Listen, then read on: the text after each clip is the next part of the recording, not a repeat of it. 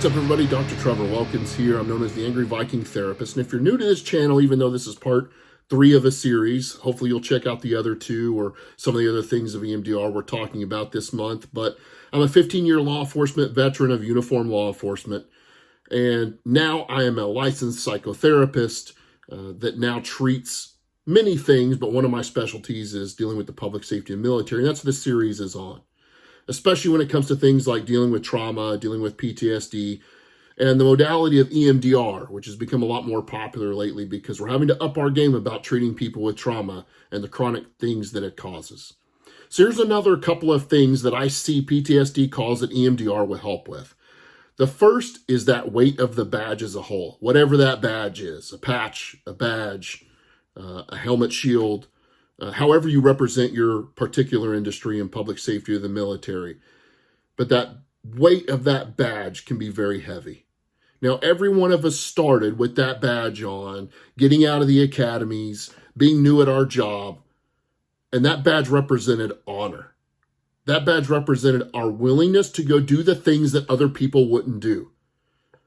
Now, I also know if you're getting out of academy at 21 years old and you're pinning that badge on, that we're a little idealistic. We're pretty excited about it. The real world hasn't slapped us yet with the things that we're going to deal with, both politically, financially, emotionally, trauma, the things we're going to see.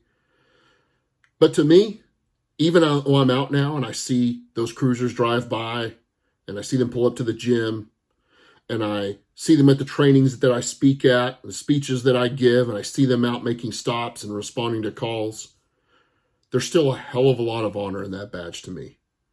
Now, if you've made it this far and you're not somebody that thinks the badge is important, you want to be a public safety basher, find another channel. This is not for children, right? Nobody over the age of 14 that has double digits as their IQ says things like ACAB anymore. Move along, different channel. That badge still means honor to me, and I know that it gets tarnished by the things that we see and the politics we have to deal with and the things you see in the media. But one of the ways that that badge starts to get tarnished is that the weight of it gets so heavy. It becomes a day in and day out job.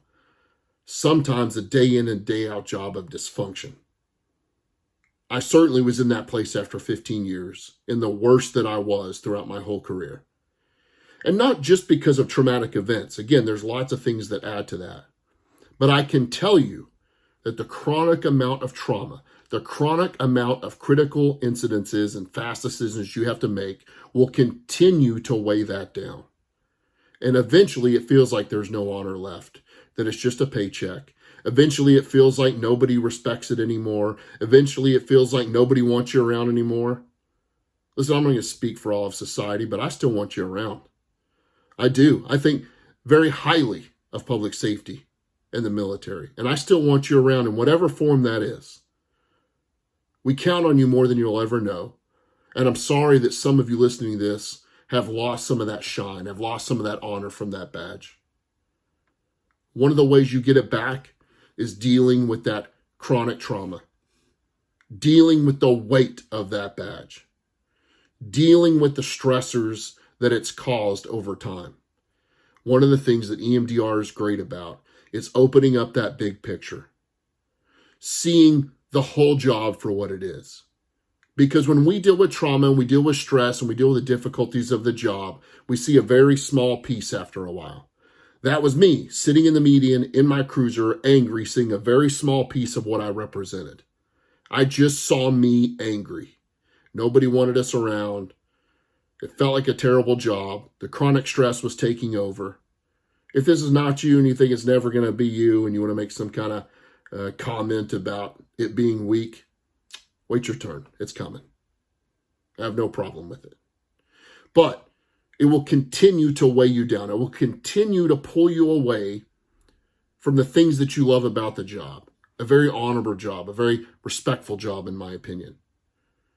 The way EMDR helps with that is the fact that all that stress continues to compile as traumatic events itself. You become hypervigilant, over-emotional, overreactive, or not reactive at all. How about completely numb? That's where EMDR does its best work. Yes, EMDR is to treat maladaptively processed and unprocessed memories. But it's not just these flashbacks or nightmares or triggering things.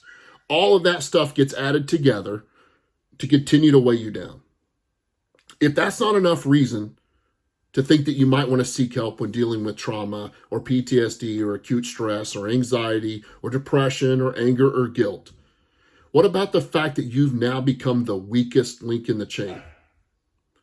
I never wanted to be that guy, but I know there was a couple of years there where I'm not sure I got anybody else in any kind of danger, but I was definitely the weakest link in the chain. I was definitely becoming the guy that no other cop wanted around.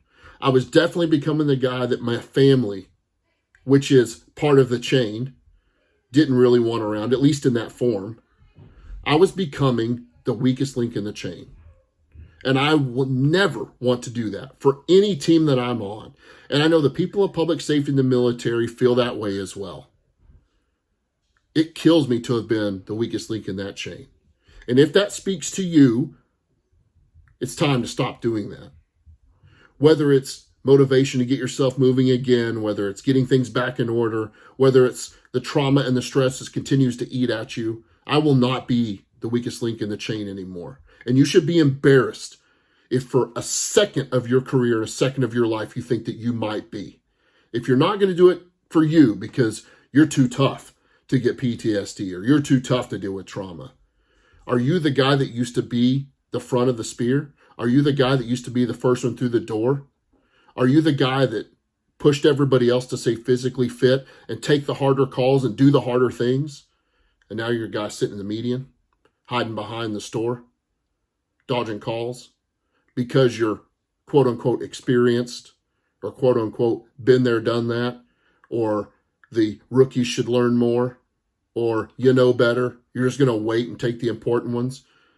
Stop fooling yourself. You've gotten that way because the shit's gotten on top of you. You've gotten that way because you're no longer emotionally involved in the way you were before. And now you are the weakest link in the chain. I hope over this 3-part series that even if 1 or 2 of the videos didn't speak to you, that if one of them did, through all the 6 different things that we talk about that happen with PTSD that can be helped with EMDR, and you need help, I hope you're the one that reaches out. I hope you're the one that's man enough or woman enough to admit that you're the weakest link in the chain now. Whether it's for your family, your job, your community, whatever it is. Reach out. You go to my website, theangryvikingtherapist.com. You can reach out on things like Instagram directly at Dr. Trevor Wilkins. I will no longer suffer in silence, and I will no longer grow in silence because I'm watching all of my friends get worse, pass away, take their own life, lose their family, lose their careers, and I will no longer be silent about it. If that's you, please reach out.